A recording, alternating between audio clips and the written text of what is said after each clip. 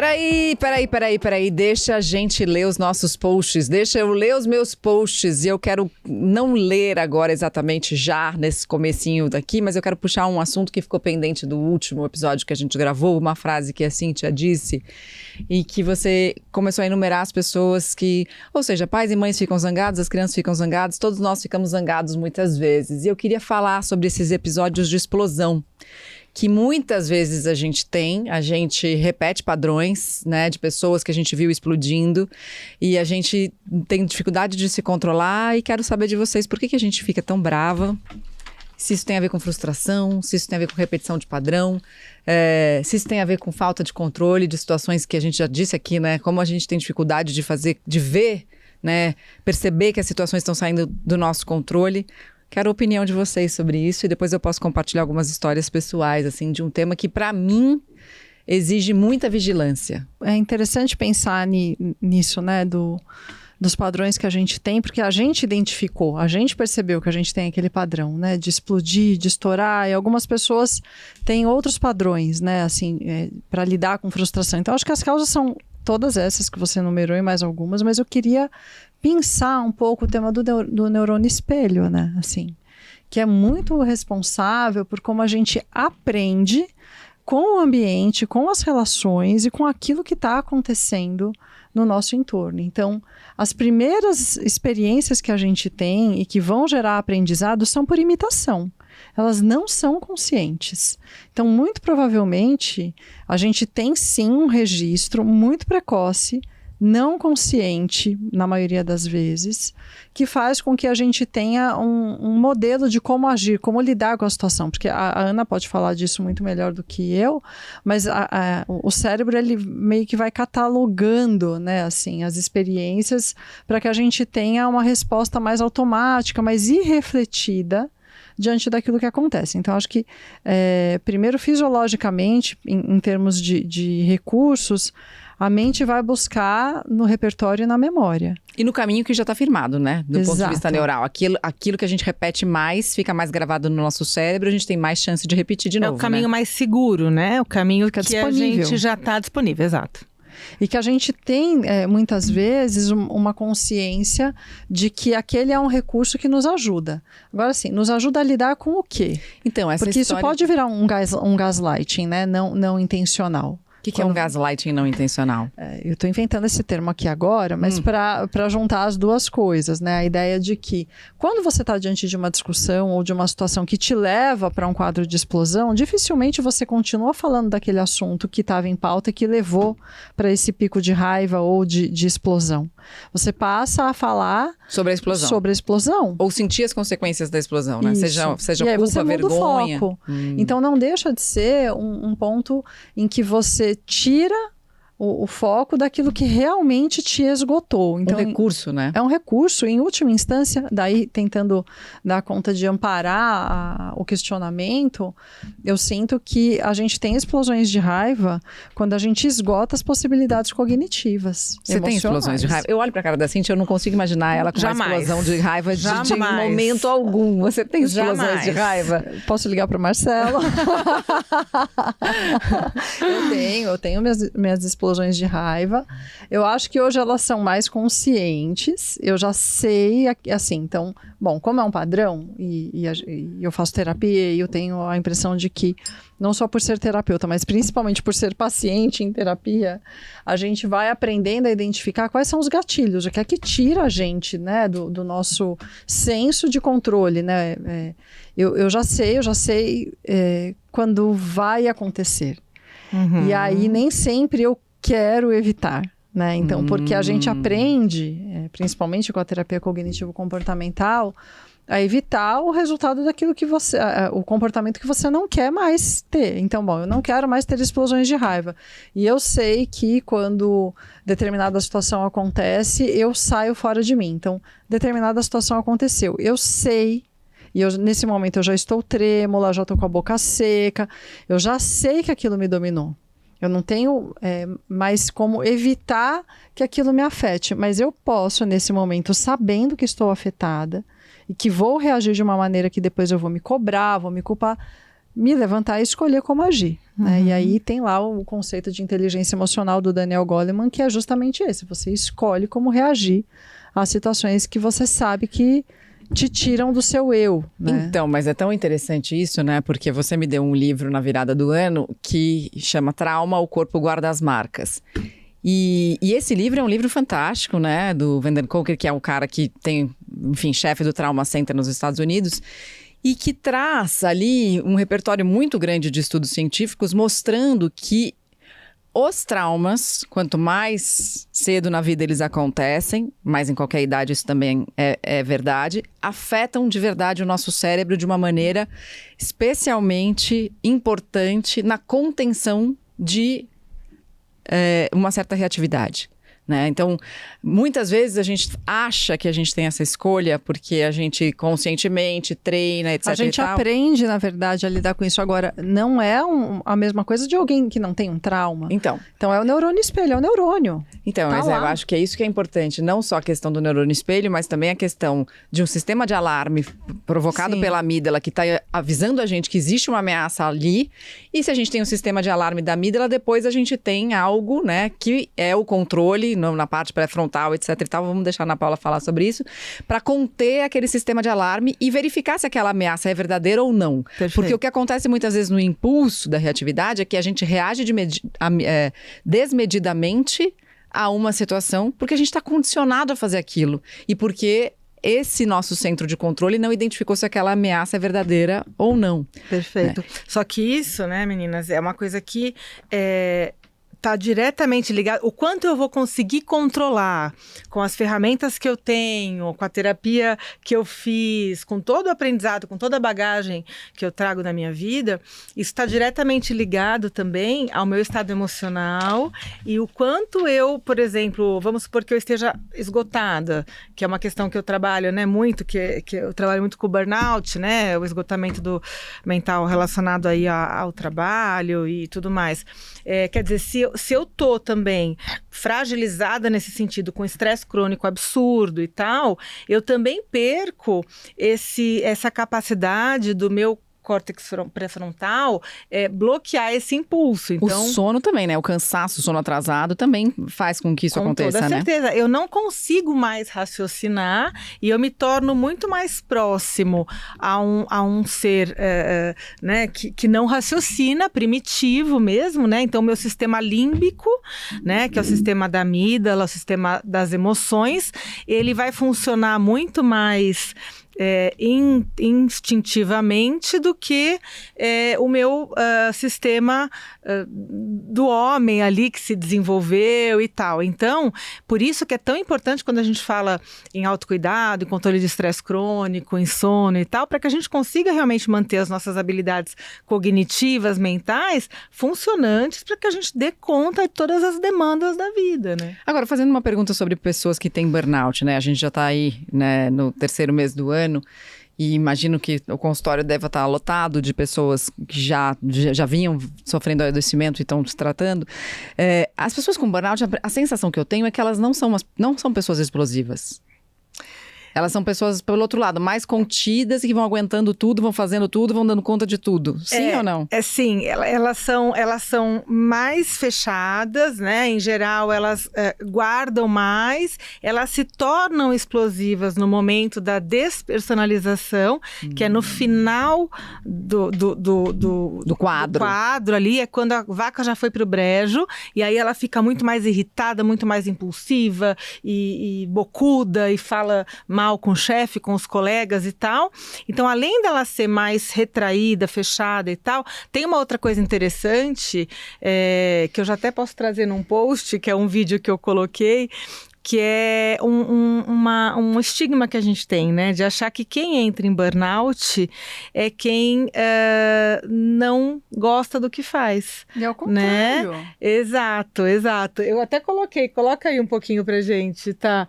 Eu tava até falando num evento, porque isso é uma coisa que eu também tô sempre pensando, né? Porque gosto tanto do que eu faço, eu amo tanto o que eu faço, assim como vocês. E por isso acho que a gente tem que estar ainda mais de olho, porque se você me coloca no consultório ali para trabalhar, eu sou capaz de ficar, sei lá, eu perco, sabe? Eu entro em flow, né? E eu perco a mão, eu perco o horário e tal. E, tem mais um para encaixar, tem mais uma receita, mais um relatório. A hora que eu vou ver, eu já não almocei, não jantei, nada, né? Coloca pra gente, tá? Diferente do que muita gente pensa, burnout não é doença de preguiçoso. Gente, trabalhar nunca matou ninguém, né? O pessoal tá fazendo um corpo mole com isso. Ou o pessoal que não gosta do que faz. Eu ouço as maiores barbaridades em relação a isso. Eu acredito que você tenha um grande amor pelo que você faz. Se você tem um grande amor pelo que você faz, assim como eu, saiba que todos aqui, então, temos um risco muito maior de ter burnout. Burnout não é doença de gente que faz corpo mole. Burnout é doença de quem ama o que faz e que deixou o trabalho tomar uma proporção dentro da própria vida que ele não soube separar os limites e deixou o trabalho se tornar ele próprio. E aí, diferente do que é importante a gente falar disso, eu acho, né? Falando de controle de impulsos e tal, porque tem muito a ver com o esgotamento, mas também trazer um pouco isso nesse mês da mulher, né, Mari? Que é quando a gente sabe que as mulheres são muito mais suscetíveis aos transtornos mentais, assim como o burnout, e as mulheres, elas têm aí a dupla, tripla, quádrupla jornada, né? E a carga mental, né? Outro dia eu tava vendo um post também da Jujut falando sobre isso, assim.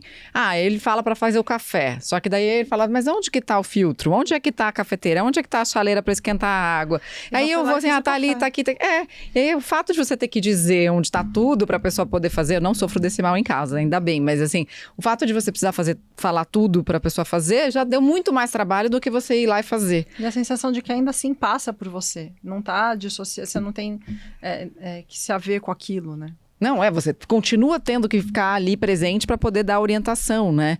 E todas essas... e não é só no café, óbvio, um café é uma ilustração, mas tem a preparação da festa dos filhos, tem, né, a gente passou aí pelo começo do ano a lista de material das crianças, quem vai etiquetar o material, quem vai cuidar para ver se está tudo certo para fazer o checklist, depois a história da rotina, da integração da rotina, das atividades extras com as atividades da escola, enfim, e todas as outras coisas que acontecem numa casa, desde o fato de... A gente falou um pouco de maternidade no último episódio, né? Desde o fato de você colocar uma roupa suja na roupa suja e ela voltar para o seu armário, né? Fazer com que as crianças, por exemplo, né, especialmente os meninos, conheçam esse processo inteiro para saber como é que a roupa volta para o armário.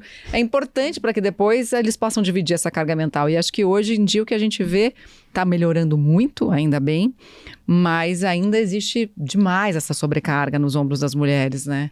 E eu acho curioso, porque eu tenho uma amiga, por exemplo, que fez uma estratégia que eu curti, tentei implementar, não consegui ainda. Mas quando ela foi casar, ela foi cômodo a cômodo da casa, elencando todas as coisas que eram necessárias para aquele cômodo da casa funcionar. Então, vamos pegar o exemplo da lavanderia. O que temos aqui? Temos a máquina de lavar, temos a tábua de passar roupa, portanto temos também o ferro, temos baldes, bacias, temos produtos de limpeza que ficam estocados ali da casa inteira, temos cabide para pendurar as roupas passadas, temos os cestos de roupa suja, o cesto de roupa limpa, temos o tanque que vai precisar esfregar alguma coisinha na mão, no tanque precisa ter o quê? Precisa ter a escovinha, precisa ter o tira-mancha, precisa... Enfim... E ela foi elencando, então falou assim, bom, temos aqui a área de serviço, o funcionamento dela. Quem cuida da área de serviço? E aí ela foi dividindo cômodo a cômodo com o marido. Então, mesmo que ela faça o supermercado, quem tem que dizer se precisa de mais sabão em pó, de tirar mancha ou de escova, sabão de coco, etc e tal, é o marido que está responsável pela área de serviço. Então, determinados cômodos ficam a cargo de cada um. Que bacana! Eu achei interessantíssima essa divisão. Existe uma organização capricorniana, né? Tô aqui pensando que eu tentei fazer isso. Tentou e não rolou. Não rolou. Então, Não rolou, e eu me cansava muito mais de ter que lembrar todo mundo que eles tinham que me passar as demandas, e aí tentamos, então o problema não é a divisão, o problema é como é que a gente comunica, porque nem então vamos criar um grupo, né, de WhatsApp. Não façam isso, não recomendo. Então vamos para o bilhetinho na porta da geladeira. Também, gente, o bilhete que tá lá da semana retrasada, entendeu? E ninguém, o novo mesmo ninguém colocou. Então, assim, é uma coisa da consciência. Pode ser que com a sua amiga funcione, veja. Não, com ela mim não funciona, funcionou. com ela funciona. Ela mora no Canadá, essa minha amiga, uma nutricionista incrível. Eu acho que isso também traz uma outra realidade, porque morar fora sem ninguém ajuda. A gente tem uma cultura do serviço aqui no Brasil que atrapalha muito essa história, né? Do lar, elas... Elas resolvem a nossa vida, mas por outro lado, elas continuam... a cultura de ter ajuda em casa atrapalha muito nessa divisão igualitária, né? Das tarefas, né? Então, eu acho que isso é uma questão. E existe também... Só que essa minha amiga, ela falou assim, a carga mental que não está nos cômodos, como a preparação do aniversário das crianças, o pensar em quem vai comprar os presentes para os aniversários dos amiguinhos, em pensar como é que vai administrar a agenda, porque a agenda não está em cômodo nenhum, né? Ela tem 3 filhos, também tem gêmeos. E ela falou, eu gosto. Que legal. Eu gosto dessa carga mental. Eu gosto, para mim é rápido, para mim é simples, não me causa esforço, já está internalizada. Então eu acho que também tem um pouco esse olhar que, claro que a gente reclama, eu acho que a gente tem que se posicionar em relação a isso, mas também o que é simples e natural pra gente... Pode ser difícil e desafiador pro outro, né? E aí ter essa colaboração, porque algumas coisas são muito simples também para o outro e para a gente são muito complexas, né? Às vezes a administração financeira, a organização das contas, não sei, né? Às vezes a parte de cuidar do carro, que a gente... de puxar e resolver, né? Porque eu fico pensando...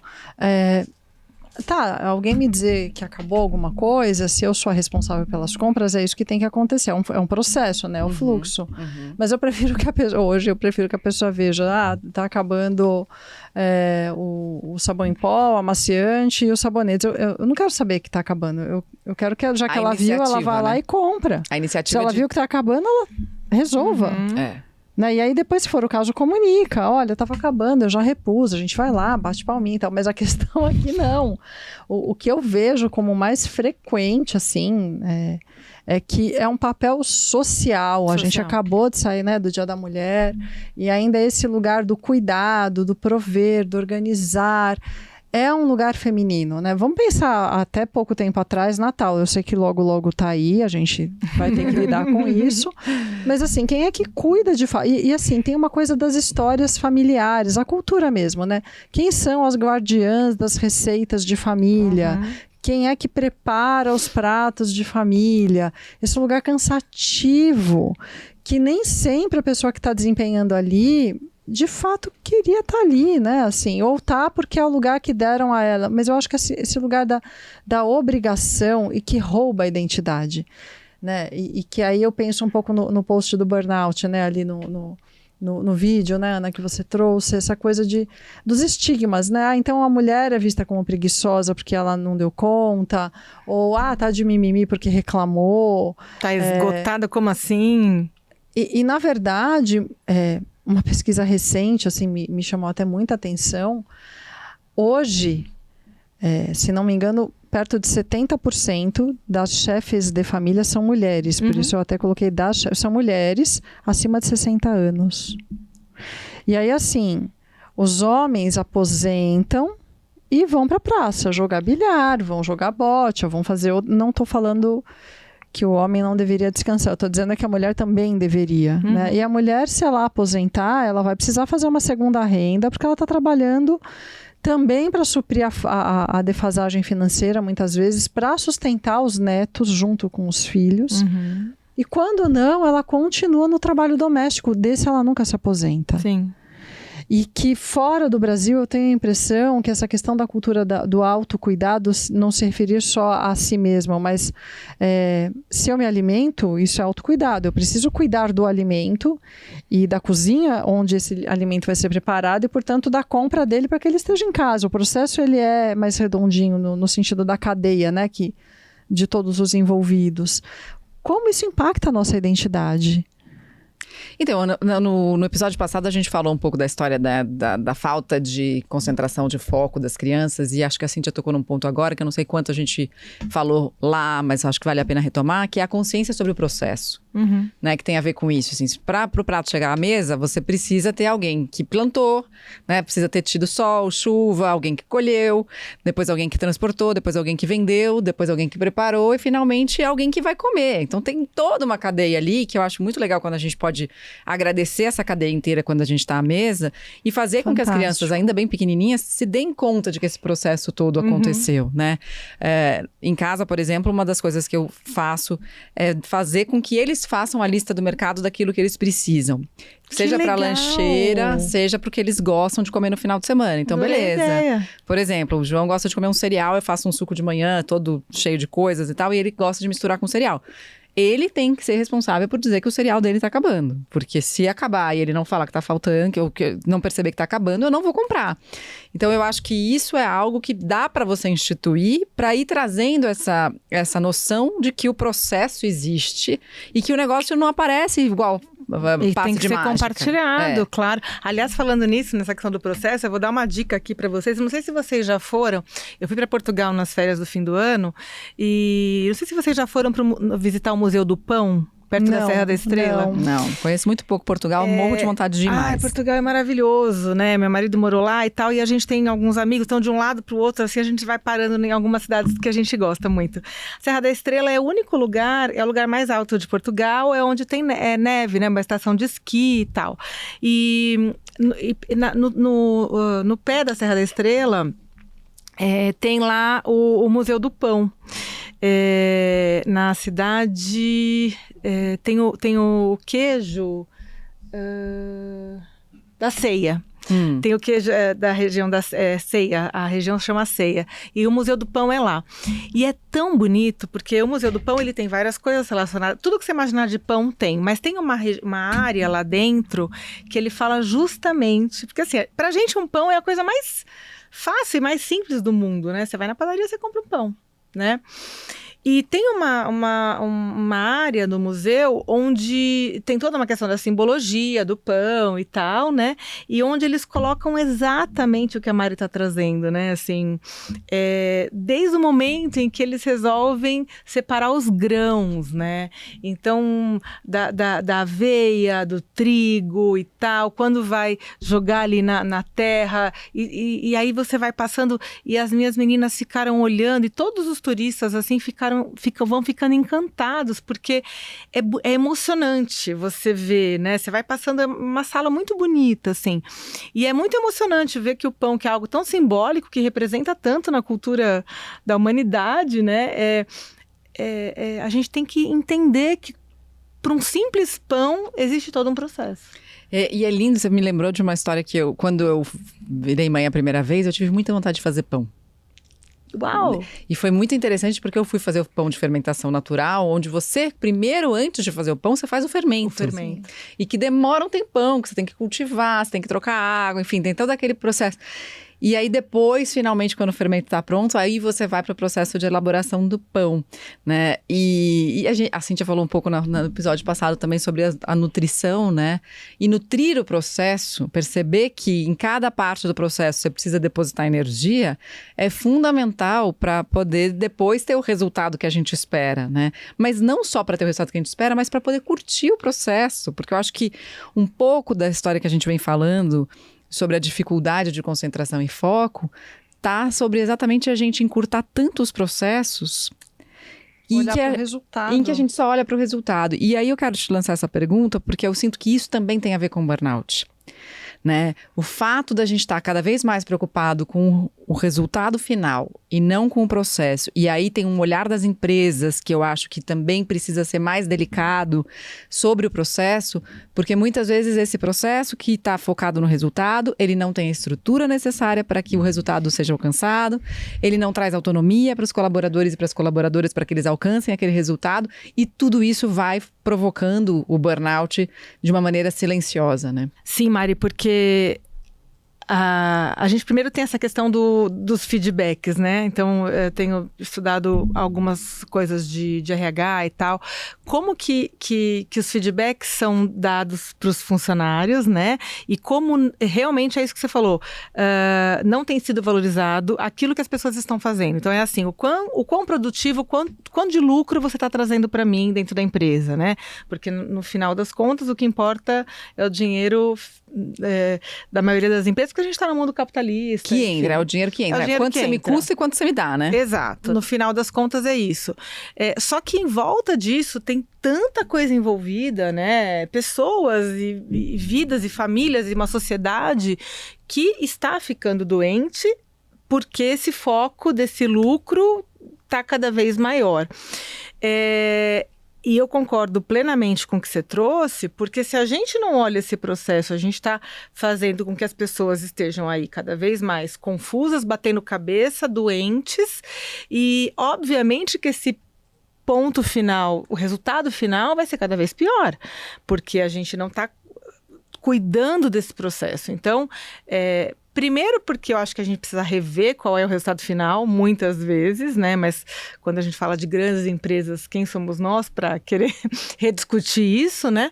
Mas eu acho que vale uma reflexão sobre isso. Acho que vale muito também. Mas o quão sustentável a gente está querendo ser, né? E o quanto a gente vai conseguir manter esse ritmo dessa produtividade, dessa performance, dessa coisa maluca que a gente está querendo embutir na vida das pessoas e dos funcionários e das empresas. Então, isso tem sido um foco de estudo meu e isso engloba comportamento humano, né? Acho que a Cíntia pode falar muito pra gente. Fala sobre liderança, né? No meu podcast, no Neurotalks, recentemente eu trouxe uma líder de RH falando sobre isso. Foi bem bacana, a Heloísa Barreto. É isso, assim, né? A gente precisa de líderes preparados também para lidar com isso, né, Cíntia? Mas eu acho que sim, sem dúvida, mas eu tô aqui pensando no que permeia esses temas todos que vocês estão trazendo, e eu vou muito pro lugar da cultura, né? Então, sei lá, minha cabeça viajou para Henry Ford. Uhum. Perfeito. Né? Assim, quando a gente passou a tirar as pessoas do campo e da produção, efetivamente, né? Do contato com a natureza, dos processos e dos ciclos, né? Exato, foi exatamente aí que eu... Colocamos 4 paredes, botamos nas fábricas. Criamos um processo, batemos um alarme, dizemos quando elas entram, param para uma refeição, quando elas voltam e até onde elas, no mínimo, têm que ficar, que é quando bate o último alarme. Me lembro, quando eu trabalhei em hospital, eu dizia, eu tenho horário para entrar e não tenho horário para sair, com 2 crianças pequenas em casa, sendo a provedora, inclusive, financeira. Então, assim, a pressão dos papéis, e eu voltando ali, né, para o lugar da responsabilidade, do peso, da sobrevivência, mas principalmente do sistema que vem antes do processo, que é esse sistema...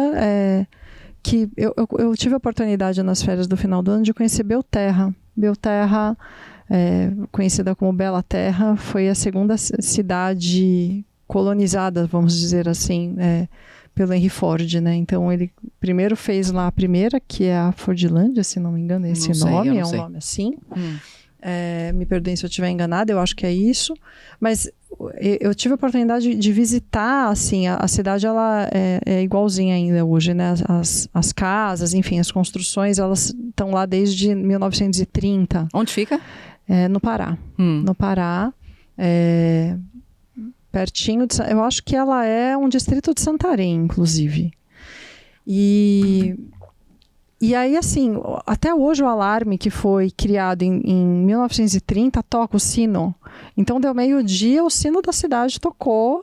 E aí, tinha um guia com a gente estava fazendo um passeio de bicicleta por Belterra, um pedal de 23 quilômetros. Andamos bastante ali, mas no meio da floresta. Então, é muito, muito interessante a proximidade, né? Então, o sino nasce logo depois que o dia amanhece. E as pessoas já entravam na fábrica e ele nos contou que o alimento que os trabalhadores tinham acesso era somente o que foi permitido, determinado pelo Henry Ford. Só que assim, ele tentou levar para o Pará, que é um lugar de uma culinária ímpar, uma comida do tipo, não, vocês vão comer ervilha e bacon e salsicha, enfim, né, linguiça, e houve lá a revolta da comida que fez, inclusive, com que todo o processo dele desandasse a partir disso, né, porque eram colonos, então pessoas de toda a região foram para lá para trabalhar, para ter acesso ao sistema da Ford, né, da industrialização, da produção em massa, que nos leva para esse lugar do piloto automático, né, da falta de reflexão, da falta de noção do próprio valor. No fundo, tudo isso está ligado ao burnout. Porque o que é o burnout? Eu não sei mais qual é o meu valor dentro dessa equipe, qual é o valor do meu trabalho, onde é que ele agrega, porque eu estou apertando um botão, assim como tantas outras pessoas. Tá, mas se esse botão não for apertado e não for você, o resultado final não vai aparecer. Então, a ausência da noção de que você tem uma perspectiva de que aquele trabalho vai te levar para um outro passo e um outro lugar. Então, o crescimento, a valorização, o reconhecimento, o respeito ao tempo e aos pactos da natureza que o nosso corpo conhece, ainda que a nossa consciência não respeite e não olhe para isso. E tem, eu acho, que o lugar da identidade. Quem eu sou quando o meu resultado não é que determina o meu valor. Né, a performance e aquilo que está me trazendo o resultado financeiro, que me leva para aquilo que eu estou buscando ser, diz quem eu sou. E o burnout tem também esse lugar da confusão da identidade, né? Quem eu sou fora do trabalho. Hoje cedo eu acordei e falei, nossa, hoje é uma sexta-feira que eu vou trabalhar, e eu não trabalho às sextas normalmente, né? E eu falei, que interessante, quando eu comecei esse processo era muito angustiante.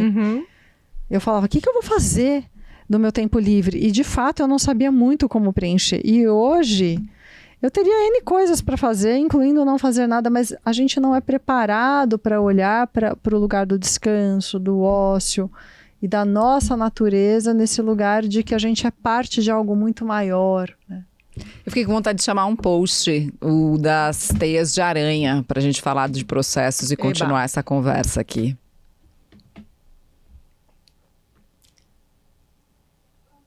Tô ansiosa. Eu sei qual é. Não é esse. É um que tô num palco lá, tá uma luz. Essa aí.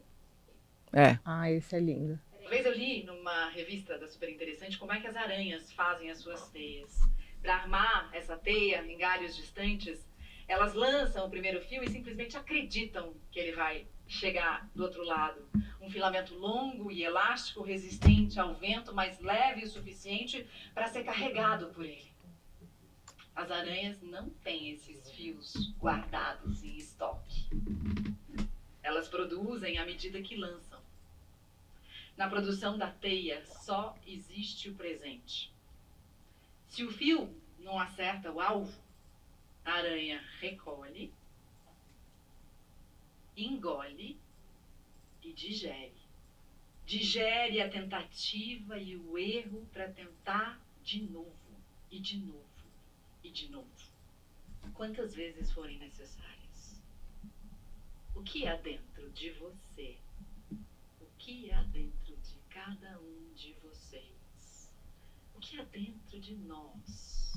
Que estamos dispostos a lançar ao mundo nessa eterna tentativa de gerar teias, conexões.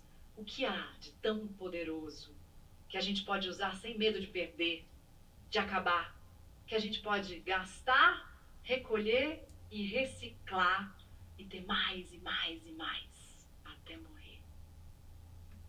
O tempo e o vento limpam toda a mágoa, toda a dor. Ainda vem com música esse post depois. Esse é pra matar, né? Esse post, ele faz parte do lançamento do meu livro, né, em novembro de 2022. E a gente fez um show, uma micro apresentação de trechos do livro com músicas da Nicole Salmi. E eu me lembro que esse foi talvez um dos trechos do livro que eu mais tenha curtido escrever. Porque, bom, primeiro que eu, assim como a Cíntia, a gente é apaixonada por essas metáforas que vêm da natureza. E quando eu li essa história sobre a fabricação das teias de aranha, né, de algo que não tem estoque e que você simplesmente lança no mundo, você vai fazendo enquanto você está fazendo, que é mais ou menos o que a gente está fazendo aqui. A gente não tem nada em estoque guardado, pensamentos, né? A gente está fazendo, a gente está criando enquanto a gente está aqui. E também é uma tentativa e um erro, que eu acho que isso é muito legal, que tem a ver com o fato de ambientes seguros, a gente está falando das empresas, onde as pessoas se sintam à vontade para tentar e se aquilo der errado, poder digerir o processo, né? Poder ter um processo de digestão daquele erro, de avaliação daquele erro e de aprendizado. E de usar aquilo depois de um outro jeito, né? Sem dúvida, de poder usar aquilo, de poder aprender com a experiência. Porque não poder errar é muito cruel, né? Gente, mas vamos lá, né? É cruel, mas a gente faz isso com a gente também, né? De algum jeito. Como assim? A gente quer estar pronto antes de começar um processo, a gente quer saber o resultado final e a gente se prende na necessidade de acertar. E quantas vezes a gente deixa de fazer, eu vou falar em primeira pessoa, quantas vezes eu deixei de fazer coisas que eu queria, que eu acreditava, que estavam transbordando dentro de mim, porque eu não tinha certeza do resultado, ou porque eu não me sentia pronta, ou porque quando eu fiz deu errado e eu achei que aquilo foi uma grande catástrofe, ou porque a opinião das pessoas sobre o erro... mas então eu vou te fazer uma pergunta. A experiência é fazer, né? Porque você é uma pessoa que fez muitas coisas na vida também. Como é que você falou assim, quantas vezes eu deixei de fazer coisas se eu não tinha certeza do resultado? Alguma vez você teve certeza do resultado? Não. Então, como é que você fez o que você fez? Porque ela achava que tinha certeza. Você achava? Não achava, não. Eu acho que assim, eu estudei muito, estudo ainda. Vou começar, tô fazendo agora, né? Na verdade, mais uma pós em medicina germânica. Eu não conheço ninguém que tenha mais pós do que a Cíntia. Acho maravilhosa. Para apresentar a Cíntia, você precisa de uma enciclopédia. É nada, é o nome que dão para você continuar estudando, né? Para continuar aprendendo.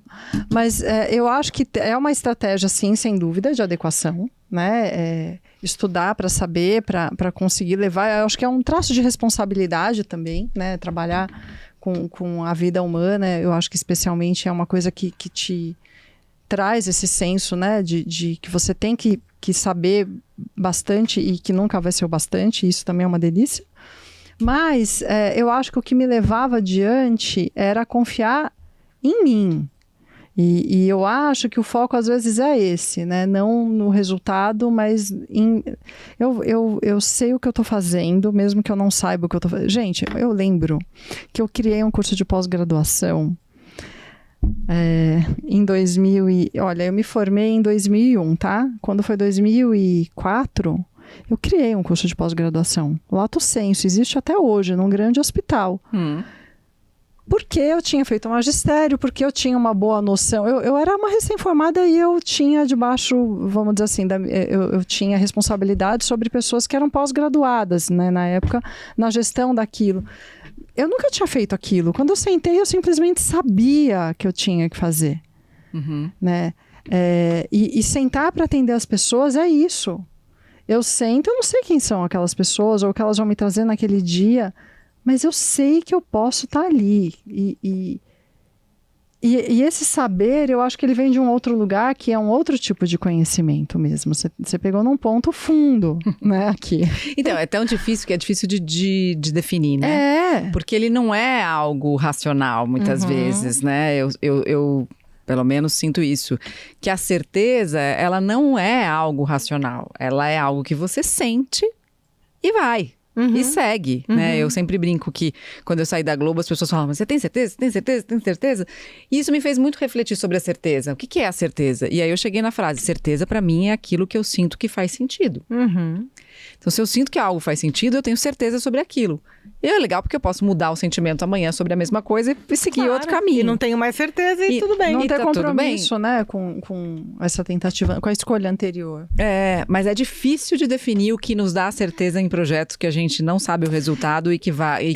porque é uma sensação, muitas vezes é uma sensação. É uma sensação. Esse seu texto mexe muito comigo, mas eu tô com muita vontade de chamar um outro que fala sobre erros. Vamos lá.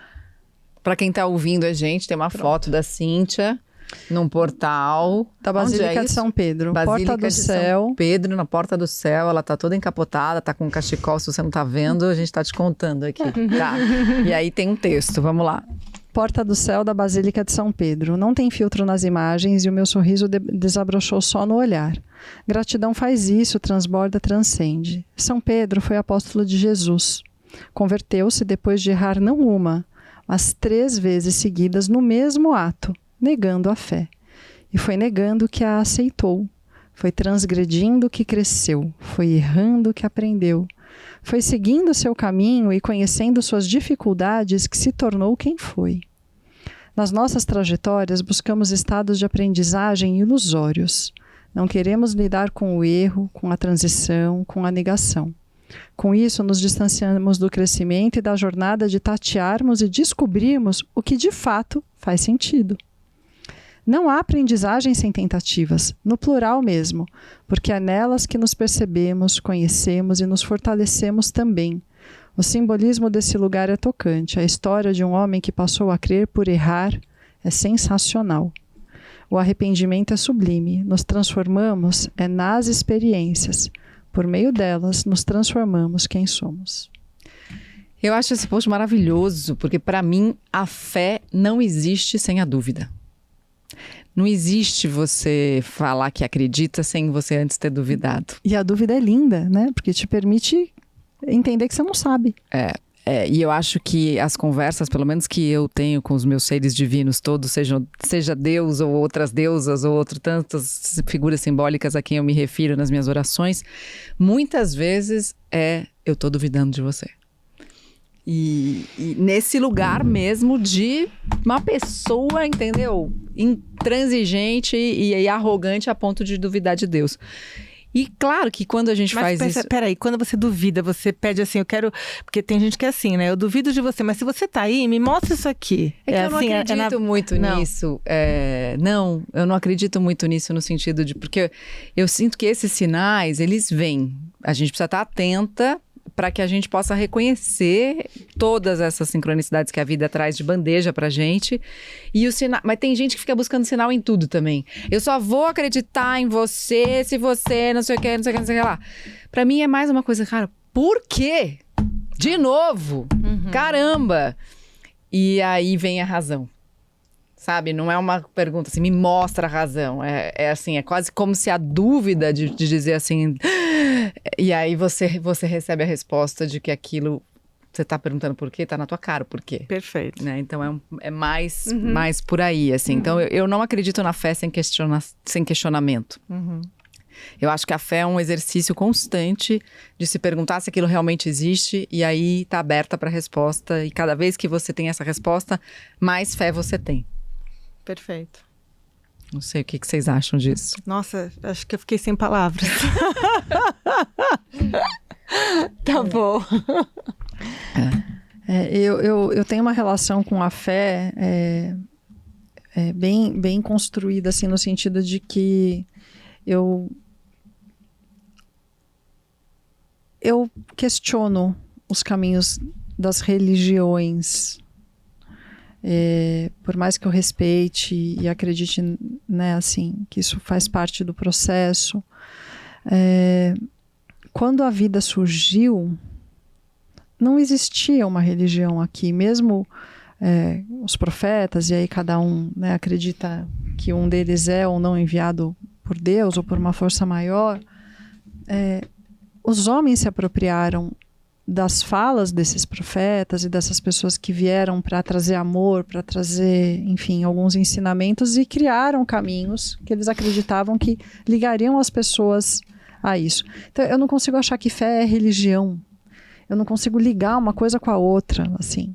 Tem um texto do Spinoza, inclusive, que eu acho maravilhoso, em que ele fala, né, o Cristo, né, o Deus de Spinoza, que ele fala que, na verdade, para ele o templo é um lugar que não cabe dentro de 4 paredes, né? Você não vai falar com Deus num lugar que necessariamente te feche ali, para ele. Então, eu gosto muito dessa ideia de desafiar aquilo que nos contam sobre o que é a vida, quem é Deus, ou como você se achega a ele. Eu acho que a fé é justamente você entender quando é que você se sente próximo dessa força criadora, dessa força que te faz confiar naquilo que você não está vendo, mas que você vai. Você falou aquilo que te sente próximo. E para mim, eu tinha escrito aqui, né, que para mim a fé é uma relação de intimidade. É uma relação tão íntima que ela não consegue ser descrita. Ela é algo tão seu que acho que é talvez uma coisa que ninguém pode te tirar. Né? Porque essa relação construída nessa intimidade, e a intimidade ela é cheia de dúvidas, ela é cheia de questionamentos, ela é cheia de discussões, de Afinal, brigas. ela é íntima, né? E a intimidade assim, presume a verdade, né? Que dá espaço para tudo isso. Presume o amor, né? Presume o amor. E o quanto essa questão da fé, da espiritualidade, que não tem a ver com religiosidade, o quanto ela é um pilar cada vez mais estudado da saúde mental, né? Porque a gente fala em todos aqueles pilares, até da longevidade, né? Que a gente falou recentemente, não sei se esse episódio é o anterior, mas que a gente falou da longevidade. Então, tem lá, né? As relações sociais, atividade física, alimentação e tal. E a espiritualidade, ela é um pilar super importante. As pessoas que não acreditam em nada, que não se conectam com nada, elas envelhecem pior. É muito interessante. Né? Mas é importante você estar trazendo isso, que eu estou me lembrando aqui de um dado recente, de que a gente tem a glândula pineal, né? E ela fica ativa especialmente em momentos a gente chama de sublimação, que é quando transcendência, né? Transcendência, quando você faz uma oração, ou quando você faz uma meditação, ou quando você está em flow com alguma atividade, e as pesquisas recentes estão mostrando uma autorregulação do sistema cardiovascular nos momentos em que você faz isso, e uma maior vascularização cerebral, que aumenta a neuroplasticidade, né? Então, por que as pessoas acabam envelhecendo melhor quando elas desenvolvem algum caminho que leve elas à espiritualidade? Para muita gente, eu diria que é muita gente mesmo, a religião é esse caminho, e tudo bem. Mas não só esse, né? A meditação também é esse caminho. Um lugar de respeito à natureza, um lugar de consciência da existência, que te leve a entender os ritmos, a se conectar de verdade com tudo aquilo que você está vivendo e fazendo, te coloca ali, né?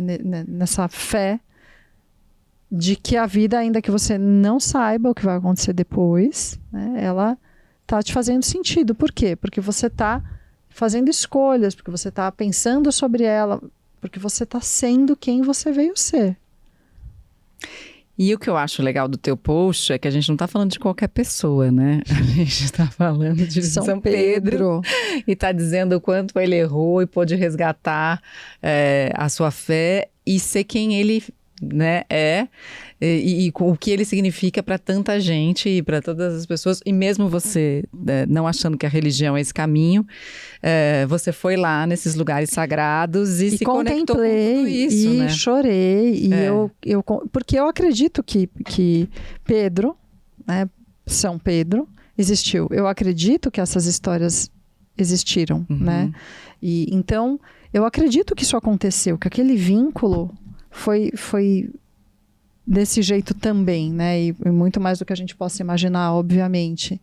E eu não acho que uma religião ou outra vai me dizer que ele é um capítulo daquele lugar lá só, daquela religião lá, que a gente não possa acessar essa história. São símbolos, e aprender, né, com ela. Né? Símbolos muito fortes, né? E esses símbolos ajudam a gente a trazer sentido para as experiências e resgatar a nossa confiança, né? Símbolo, eu acho que é algo que resgata muito a confiança. Quando a gente consegue trazer um símbolo que fecha uma história, ou que traz sentido, traz razão, traz significado, né? A gente consegue trafegar melhor pelos nossos erros, né? Quando a gente consegue elaborar até as nossas tentativas de um jeito mais simbólico, a gente consegue trafegar melhor pela vida, né? E porque também, né, Mari, quando a gente lida melhor com os nossos erros, a gente também lida melhor com o erro do outro, né?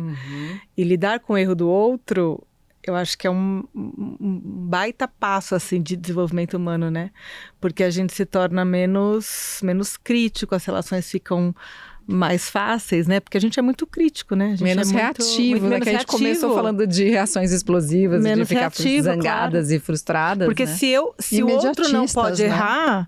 Peraí, então eu também não erro? Então eu sou a dona da razão? Não, e assim, eu tô chamando de erro aquilo que a pessoa fez porque aquilo me irritou, porque aquilo me incomodou. Aí eu tô dizendo que isso, então, é um erro. Sim. Né? E na verdade, eu fico pensando que quando você tem uma explosão de raiva, você encontrou um limite seu, né? E provavelmente o outro também está encontrando um limite dele. De lidar com aquela situação que está se apresentando ou de não ter outro recurso que não a explosão para que aquilo venha à tona. E acho importante lembrar que a raiva, ela é uma emoção que ela não pede passagem. Ela invade, né? Então, uma coisa é evitar, outra muito diferente é tentar controlar. A gente não controla, mas a gente evita. Em que sentido? Se eu sei que determinados temas são gatilhos para mim, eu não... A Mari falou de um destino que tem um tema lá que eu sei que é gatilho para mim. Eu falei, bom, essa viagem eu não posso fazer. Não vou, porque eu chegarei lá e ficarei completamente ativada e não vou conseguir, né? Não é estar ali que aquilo... não... Estar nessa experiência não necessariamente vai fazer com que eu me fortaleça. Pelo contrário, pode ser que retraumatize, refragilize e a coisa fique ainda pior. Mas se eu tenho autoconhecimento, se eu faço terapia, se eu faço meditações, eu vou criar caminhos de evitação para aquilo que me faz mal. E se eu não puder controlar, eu vou entender que aquilo me afetou e vou acolher... Não como um erro, mas como parte do meu processo. Porque eu vejo as pessoas às vezes falarem, você aprende errando. Não, você aprende fazendo, porque nem sempre você faz e erra, ou você só aprende porque errou. Não, e resgatando essa história da raiva, né? E a gente falando sobre o burnout também, só pra gente chegar aqui num arremate, porque a gente foi da raiva à fé, né? A gente fica aqui se perguntando como é que a gente fez essa travessia. Não perguntem. Ouça de novo pra você descobrir, mas é sempre um mistério como as coisas vão evoluindo aqui. Mas só pra gente resgatar, que eu acho que isso que a Cíntia trouxe no final, né? Da raiva como uma emoção que coloca limites, e que tem muito a ver com a história do burnout, porque... com os limites mal definidos, com a noção de que a gente, ou com a falta de noção sobre os nossos próprios limites, é muito mais fácil a gente adoecer, seja por um burnout, seja por qualquer outra coisa, até do ponto de vista físico mesmo. Quando a gente malha demais e não percebe os nossos limites, a gente pode ter lesão. Então, reconhecer os limites, eu gosto muito de uma frase da Karina Fukumitsu, psicóloga maravilhosa, em que ela diz assim, quanto mais eu reconheço as minhas fronteiras, mais eu expando o território da minha própria liberdade. Então, eu acho que reconhecer os limites é fundamental para a gente não adoecer e para que a gente possa, antes de explodir, dizer, você está ultrapassando um limite aqui perigoso, né? E se você vier mais... posso ter uma reação que vai te desagradar e me desagradar. Então, vamos parar por aqui. É isso. Essa é a evitação. Né? E muitas vezes a gente não quer essa evitação porque a gente precisa da explosão também. Então, eu acho que também tem momentos em que a gente explode e a gente precisa entender por que a gente escolheu explodir. Porque em alguns momentos não é uma escolha racional, obviamente. Não, eu quero explodir hoje. Não, mas... a gente sabe que vai explodir em muitas situações, não em todas. Eu quis explodir, eu permiti que a explosão acontecesse, ou eu não dei conta. Eu fico pensando muito nessas comportas, assim, né, de águas, assim. Em alguns momentos elas não vão dar conta. Sim. Sabe aquela frase, segura a onda? Odeio agora. Eu já usei muito essa frase, porque pensa em uma pessoa tentando segurar uma onda. Você não vai. A raiva, a explosão de raiva é isso. A raiva é um estágio muito anterior. Então, quando a gente identifica o que nos traz raiva e a gente sabe que a gente tem limites e a gente consegue comunicar ou evitar, a gente tende a ter uma relação melhor com os nossos limites. A questão é que, às vezes... e vai acontecer com todo ser humano, aquilo transcende, aquilo vai além. E aí nos resta olhar para a experiência e entender assim, o que isso comunica, por que eu precisei disso, o que isso está fazendo, qual a função que eu quero dar. Eu gostei muito do que você falou no começo e agora também, porque eu acho que esse uso da explosão da raiva para mudar o foco, porque você não está suportando aquela dor de estar diante daquele assunto de novo, ou daquela situação de novo, ou daquela pessoa de novo, e aí você explode, porque daí você transforma a situação, né? Você muda, é quase que uma alquimia. Você está fazendo uma alquimia usando uma energia mesmo, porque a raiva é uma energia muito potente. Então você muda o foco. Só que o que eu sinto no dia a dia é que quando eu tenho explosões de raiva, o que vem depois, logo depois, é uma vergonha e uma culpa muito grande. Então, talvez entender esse processo, né? De aquela velha frase, quando a melhor defesa é o ataque e a gente usa a raiva para se defender, que o que está por trás de uma explosão de raiva é um valor, muitas vezes, que a gente está tentando defender e que já foi atacado muitas e muitas vezes. E quando a gente vai lá dentro e descobre que esse valor está sendo ferido, o que tem não é raiva. É muitas vezes muita tristeza. Muita. Né? Então, fazer esse caminho de volta e descobrir qual é esse valor que está sendo atacado. Qual é a crença também. Qual é a crença e qual é a emoção que está lá no fundo, que muitas vezes é essa tristeza profunda mesmo. Eu acho que ajuda a gente nesse processo de se autoconhecer e usar isso de uma maneira mais consciente mesmo, né? Eu sei que a gente já está com o tempo estourado, mas eu vou contar bem rápido o que aconteceu essa semana com uma paciente minha. Ela tem tido alguns momentos, algumas explosões de raiva. Ela inclusive me disse essa semana, Cíntia, isso é novo em mim, né? Eu não tinha isso, né? E eu falei para ela, sim, e ela não tinha. Eu tô com ela há um tempo, eu conheço o processo dela. Eu falei, mas faz parte, né, de uma vida saudável poder expressar a raiva. Porque não é que você nada te deixava com raiva, você só não tinha consciência sobre o que te provocava ou você não se sentia acolhida para poder colocar a raiva para fora. Mas o fato é que ela tem tido explosões de raiva sempre que ela lida com manifestações de amor, porque ela nunca acreditou que ela seria de fato amada. Uau! Ela não tinha essa crença de merecimento. E aí, ela veio para a sessão dizendo, olha, aconteceu uma situação aqui e para eu resolver, e aí a pessoa me desagradou, e aí, quer saber de uma coisa? A pessoa me desrespeitou, a pessoa também falou que eu não queria ouvir, e a pessoa fez isso e aquilo, e eu não aguentei, sabe, minha querida? Eu não dei conta, e aí eu explodi e fui embora, e nananã, e ela estava em férias da terapia, ela antecipou, ela voltaria depois, né? Ela estava num período de pausa para resolver alguns temas dela. E aí ela falou para mim, o que você acha? Eu falei, bom, eu gosto da gente pensar nas evidências, né? O que essa pessoa fez que te desapontou? Não é uma pessoa confiável por isso, por aquilo. Eu estou perguntando o que ela fez do contrário, a evidência é positiva. E comecei a tentar contestar a ideia de que a pessoa estava sacaneando com ela ou não a amava, principalmente. Porque os fatos eram, por si só, suficientes para ela entender que ela estava recebendo amor. Ela não suportou a evidência de que ela estava sendo amada. Ela distorceu a evidência de que ela estava sendo amada. Ela teve uma explosão de raiva na véspera do casamento dela. Uau! É muito difícil, né? Ela fez essa sessão comigo e foi muito importante porque ela não ouviu uma palavra do que eu disse. No dia seguinte, ela me gravou um áudio longo dizendo que achava que ia parar a terapia, que ia interromper o casamento, o noivado, ia parar a terapia, porque eu tinha dito coisas, segundo ela, que eu não disse, palavras que eu não disse. E eu fiquei preocupadíssima. Eu falei, bom, ela teve um surto, isso é evidente. Como é que eu trago ela para uma conversa? Consegui conversar com ela e marcamos mais uma consulta. E foi maravilhoso. Para mim, uma experiência como terapeuta incrível, mas porque nessa consulta ela já estava um pouco mais tranquila, ela tinha corrido muito para fazer passar a raiva. Ela falou, olha, escala de raiva, né? Tava 20, de 0 a 10, agora está em 6. Então eu já consigo reconhecer algumas coisas. No final do processo, para encurtar a história, ela conseguiu entender. Falei, olha, eu não podia reforçar o seu padrão de que por muito tempo você ganhou espaço na terapia para dizer o que você pensa, o que você sente, para ter espaço para colocar limites. Mas naquele momento, não era isso que estava acontecendo.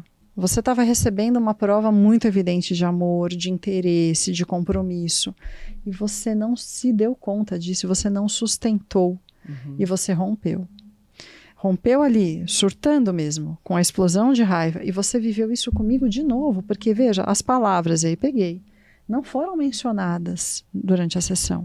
Você afirma que eu disse isso, eu não você tem memória disso? Aí ela falou assim, agora que eu tô mais calma, eu tenho memória de que você disse essas e essas coisas, mas eu ainda tenho a memória criada de você ter dito isso. E aí, bom... Aí ela foi esclarecendo o que era real. No final, ela chegou à conclusão de que... Ela falou, eu falei, você estava preparada para ser abandonada no altar, você estava preparada para comprovar de que ele não te ama de verdade, você estava preparada porque durante todos os anos da sua vida, você se preparou sempre para lidar com a rejeição e com a perda e com a dor. mas nunca com amor. E é a primeira relação saudável que ela tem na vida, né? E ela falou, é verdade, e que bom que eu pude enlouquecer, e que eu pude enlouquecer com você, em quem eu pude confiar, porque eu tô conseguindo enxergar o que aconteceu. E aí, final feliz para esse capítulo.